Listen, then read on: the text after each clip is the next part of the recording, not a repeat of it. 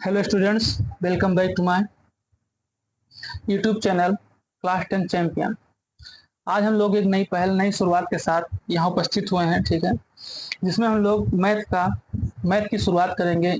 और इस मैथ की शुरुआत से आपको पॉलिटेक्निक में आने वाले कंपटीशन लेवल के बहुत सारे सवाल इसमें कवर होंगे, ठीक है। पॉलिटेक्निक की अलग से तैयारी कराई जाएगी आपको यूट्यूब पर ही, लेकिन उससे पहले ये देखेंगे कि किस किस टाइप के क्वेश्चन पॉलिटिक्स में भी आते हैं। इसी और इससे आपकी बोर्ड की भी तैयारी और कंपटीशन की भी तैयारी इनसे तैयारी हो जाएगी, ठीक। यहाँ से आपकी पॉलिटेक्निक, सीपेट, आईटीआई इन सब चीजों की तैयारी बहुत अच्छी तरीके से हो जाएगी, ठीक। और सबसे पहला जो आपका चैप्टर है, ठीक है, वो है वास्तविक संख्याएं, ठीक, यानी कि रियल नंबर्स। ये आपका पहला चैप्टर है, ठीक है। ये वास्तविक संख्याएं क्या है, वैसे आप इस चीज को समझिए कि संख्याएं जो हैं वो करीब 10 से 12 प्रकार की होती हैं, ठीक। तो आज हम लोग वास्तविक संख्याओं के बारे में कुछ बात करेंगे।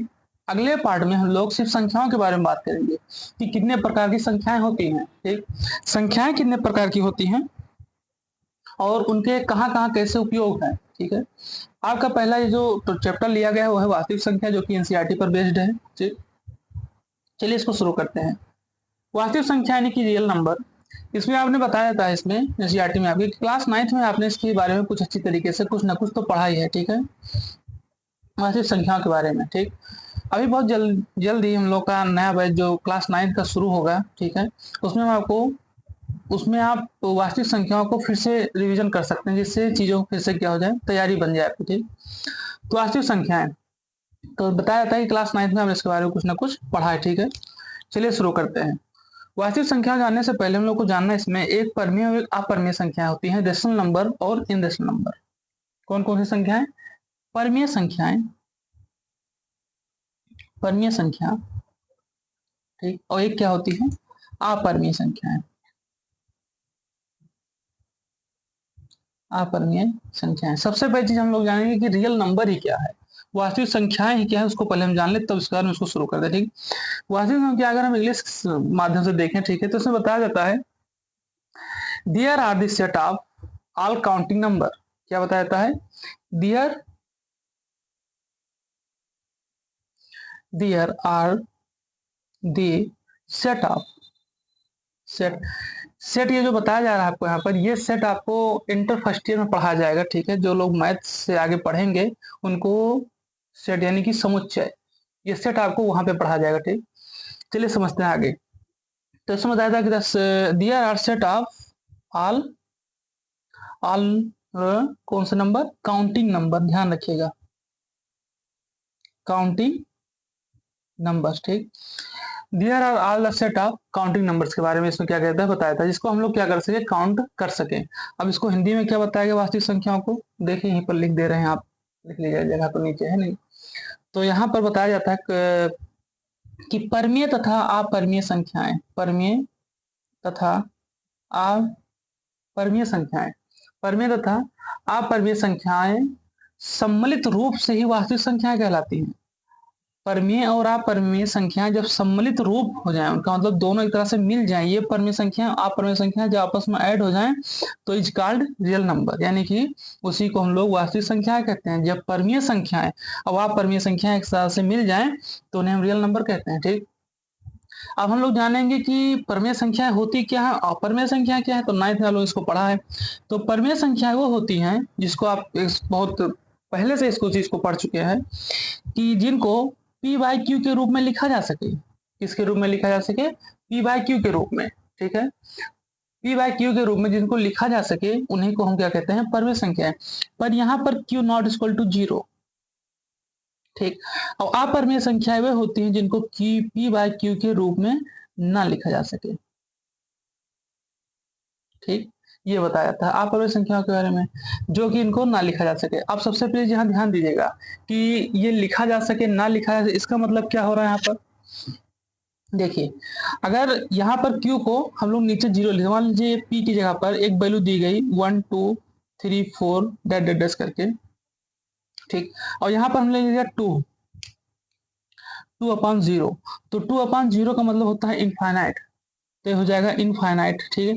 और इनफाइनाइट जब हो जाएगा तो ये हो जाएगी अनंत संख्या, ठीक। और वही चीज जब हम लोग अपरमीय संख्याओं में लिखते हैं 0/2, तो इसकी वैल्यू आएगी 0। तो ये तो 0 हो गया, यानी कि ये क्या होगा, 0 जिसमें हो जाता है वो हो जाता है होल नंबर।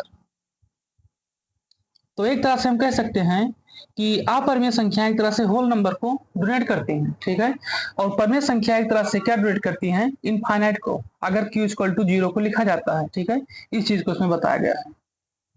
अब इसी चीज को आपको 9th में भी समझाया गया है, ठीक। अब इसके आगे हम लोग पढ़ना शुरू करेंगे किसके बारे में, हाई स्कूल के बारे में, जो बताया गया है, ठीक है। तो सबसे पहले चीज आपको हाई स्कूल बताए थे यूक्लिड विभाजन प्रमेय के बारे में। यूक्लिड विभाजन एल्गोरिदम, यानी कि यूक्लिड डिवीजन एल्गोरिदम के बारे में, ठीक है। एल्गोरिदम एक ऐसी प्रक्रिया होती है, ठीक है।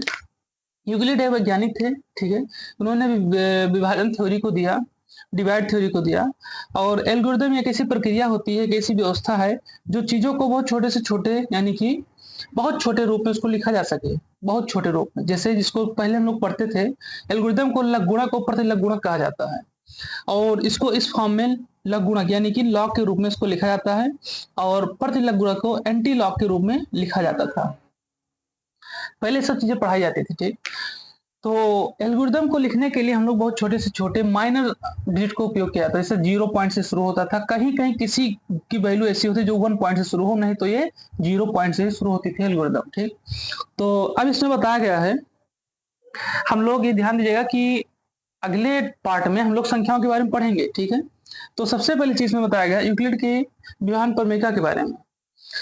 तो इसमें प्रमेय में एक चीज बताई जाती है जो इनकी प्रमेय कैसे बताई गई है, इसका समझेंगे। इसमें फार्मूला दिया गया था शुरू में, ठीक। फार्मूला क्या दिया गया था कि कोई भी चीज अगर ए हो, ये होता है, जैसे आप लोग जानते हैं जो डिवाइड किया जाता है तो उसमें एक होता है शेषफल, एक होता है भागफल, एक होता है भाजक, और एक होता है उसमें गुणनफल के रूप में, मतलब उसको गुणा करने पर आता है, ठीक है। तो इस तरह से 4 चीजें उसमें पाई जाती हैं। सेम उसी तरह को इन्होंने ऐड करके 3 चीजों को बनाया, और उसी को 3 चीजों को बनाकर ही आगे कैसे इन्होंने यूक्लिड के विभाजन के प्रमेय के रूप में प्रस्थापित किया, सिद्ध किया, ठीक है। चलिए हम देखते हैं इसको। सबसे पहले चीज बताई गई कि ए इक्वल टू, अगर दिया हो कोई डिजिट, यहाँ पर कोई डिजिट, मान लीजिए ए इक्वल टू पी कोई डिजिट है, और यहाँ पे क्यू दिया गया, और साथ ही साथ कैपिटल ए दे दिया गया। ये इसमें 1 2 3 और 4 चीजें दी गई हैं, जो कि हम लोग विभाजन की प्रमेय में पहले भी जानते हैं, ठीक। जब हम लोग विभाजन का प्रमेय विभाजन मतलब डिवाइड थ्योरी पढ़ते हैं तो उसमें एक भाजक होता है, ठीक, भाजक होता है, भागफल होता है, और फिर शेषफल होता है, और एक भाज्य होता है, ठीक। तो इस तरह से 4 चीजें होती हैं। सेम उसी तरह से ये भी इस तरह से बनाया गया है, और उसी तरह से ये 4 चीजें बताई गई, ठीक। अब चलिए हम लोग इसको समझते हैं कैसे।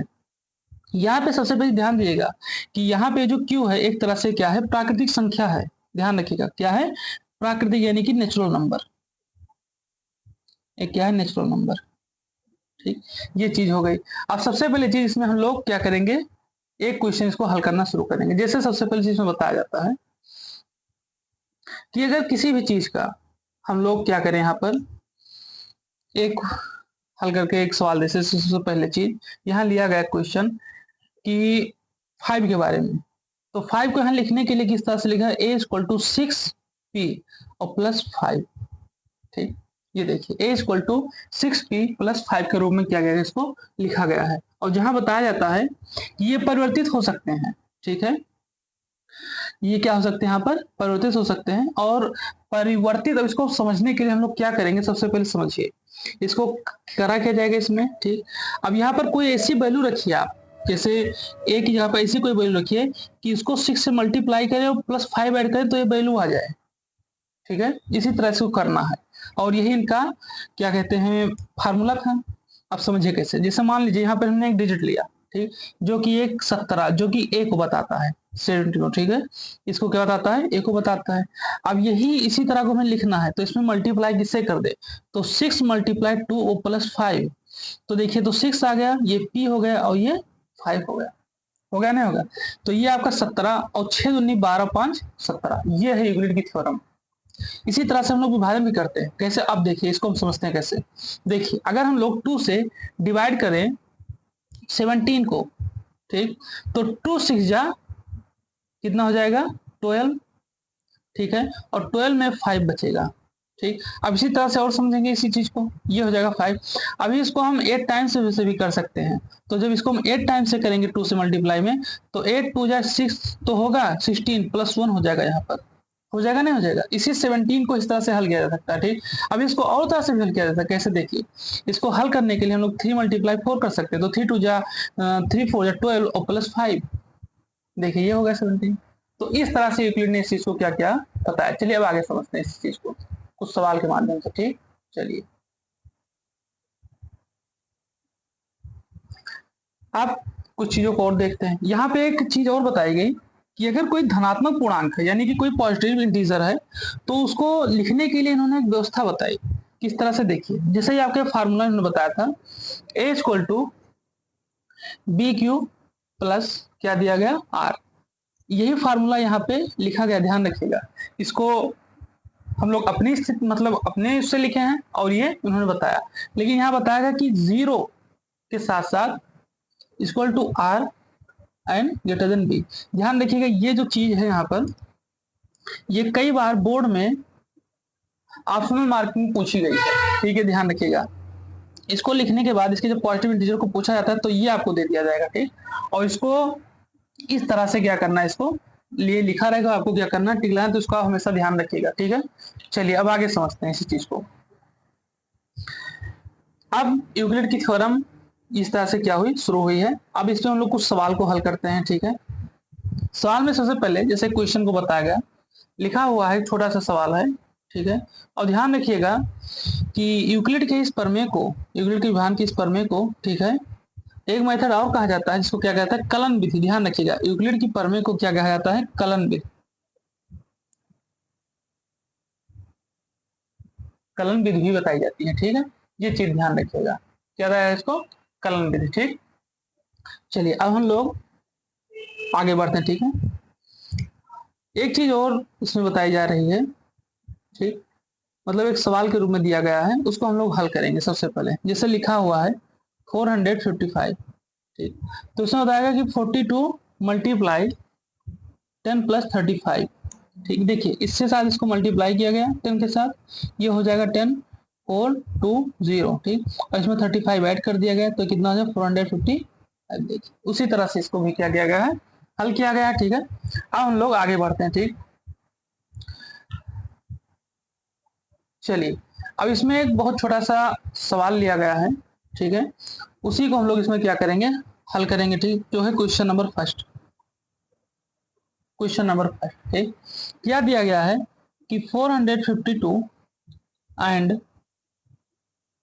171212576, ठीक है, HCF। और इसमें बताया गया है कि यूक्लिड थ्योरम का यूज करके, का प्रयोग करके हमें क्या करना है, इसकी वैल्यू को ज्ञात करना है। क्या करना है, यूक्लिड थ्योरम को उपयोग करके इनकी वैल्यू को ज्ञात करना, ठीक। तो चलिए इसको हम लोग हल करना शुरू करते हैं, ठीक। तो सबसे पहली चीज दी है, इसको हल करके इसको क्या करना है, यहाँ तक निकालना है, ठीक। तो सबसे पहले हम लोग इसको शुरू करते हैं, ठीक। तो ये हो जाएगा 12576, इसको हल करेंगे तो 4052 × 2 + 402 हो जाएगा, ठीक। अब इसको अगर इससे 2 से मल्टीप्लाई करते हैं और 420 इसमें जोड़ते हैं तो ये आ जाएगा, ठीक। अब यहाँ चीज ध्यान दीजिएगा कि 420 यहाँ पर 0 के इक्वल नहीं होगा, 0 के बराबर नहीं हो सकता, ठीक है। अब हम लोग इसको हल करेंगे यहाँ पर 40052 को, ठीक है। तो और इसी को 0 के बराबर कर नहीं सकते, तो 0 हो जाएगा, वो 420 है और मल्टीप्लाई 2 9 और +2 7 2 हो जाएगा। मतलब ध्यान दीजिए कि यहाँ पे जो चीज आएगी फिर इसको हम लोग यही लिखेंगे, ठीक। यहाँ पे जो चीज आएगी उसी चीज को यहाँ क्या करेंगे, यहाँ लिखेंगे। फिर आगे देखते हैं, यहाँ देखिए अब हमें 420 को क्या करना है, इसमें इसका निकालना है यूक्लिड विधान थ्योरम के अनुसार। तो 420 का 2 7 और मल्टीप्लाई 1 प्लस कितना हो जाएगा 124 हो जाएगा, ठीक। इसी तरह से हम लोग 124 को वो 272 को निकालेंगे। तो 272 को जब निकालेंगे तो 148 मल्टीप्लाई 1 प्लस कितना हो जाएगा 124 हो जाएगा। सेम इसी तरह से 148 का निकालेंगे तो 148 का हो जाएगा 124 और साथ ही साथ मल्टीप्लाई 1 + 24। अब आगे इसको हम क्या करेंगे, आगे हल करेंगे। अब निकालेंगे हम लोग 124 का यूक्लिड थ्योरम के अनुसार। 124, एक मिनट,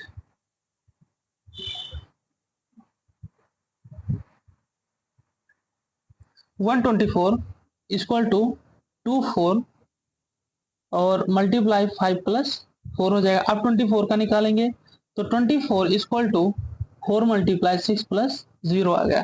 तो जब तक ये 0 नहीं आ जाएगा रिमाइंडर इसका, यानी कि एक तरह से एचसीएफ समझिए इसको, ठीक, एचसीएफ की तरह ही इसको क्या किया गया, हल किया गया है, ठीक। और जब तक इसका 0 नहीं आ जाएगा तब तक हम लोग इसको क्या करेंगे, आगे हल करते रहेंगे, ठीक है, आगे इसको बढ़ाते रहेंगे, कंटिन्यू करते रहेंगे, ठीक है। अब चलिए हम लोग आगे समझते हैं। अब इसमें बताई गई हैं कुछ चीजें और, ठीक है, चलिए देखते हैं। चलिए अब यहाँ पर हम लोग दूसरा क्वेश्चन हल करते हैं, ठीक। आज हम लोग इसको हल करते हैं, कल हम लोग शुरू करेंगे एक्सरसाइज को हल करना, ठीक है। इसको भी समझाने के लिए इस तरह से सवाल लगाया जा रहा है, ठीक है। कल हम लोग एक्सरसाइज को शुरू कर देंगे, ठीक। तो यहाँ पे दिया गया कि 4q + 1, ये q है, 42 नहीं, ध्यान रखिएगा, ये q है, ये भी q है। 4q + 1, 4q + 3, तो q एक पूर्णांक है, ठीक, इसको हमें सिद्ध करना है। तो सबसे पहले चीज इसमें हम लोग जो मानेंगे, जो कि शुरू में या 9th में आप लोगों को इसके बारे में बताया गया है, ठीक। और अगर आपको वहां समझ में नहीं आया तो आप लोग नीचे आपको इसमें किसके डिस्क्रिप्शन में लिंक 9th, इसी में आपके 9th में मिल जाएगा, ठीक। तो सबसे पहले इसमें बताई जाती है कि एक धनात्मक विषम पूर्णांक, ठीक, पॉजिटिव इंटीजर के रूप में एक a लिया गया है, ठीक। इसको देख, इसी को लेकर हम लोग क्या करेंगे, सवाल को हल करेंगे। तो यहाँ पर a और एंड b = 4 के रूप में इसको क्या करेंगे, हल करना शुरू करेंगे, जो कि शुरू में आपको बताए थे हम लोग, यहाँ पर शुरू में, यहाँ पर जो आप ऊपर देखिएगा तो इस तरह से हमने लिखा था, ठीक है, r और साथ ही साथ एंगल b के रूप में इसको लिखा था। और यहाँ पर हम लोग लिखेंगे इसी फॉर्म को, इसीलिए हम कहते हैं इसको आप ध्यान रखिएगा हमेशा, ये r और ये 4 हो जाएगा, ठीक, इस तरह से इसको बताया गया है। अब इसी को हम लोग मानकर आगे हल करेंगे, क्या, 0 1 2 और 3 के फॉर्म में, 0 1 2 3 के फॉर्म में, ठीक। इसी को हम हल करेंगे और आगे इसको हल करते वक्त इसको बदलते रहेंगे। संख्याएं देखिए, सबसे पहले 4q पहली संख्या, ठीक, जो आपको बताएगा 4q + 1 दूसरी संख्या, ठीक, और फिर 4q + 2, ठीक, तीसरी संख्या, और इसी तरह से 4q + 3।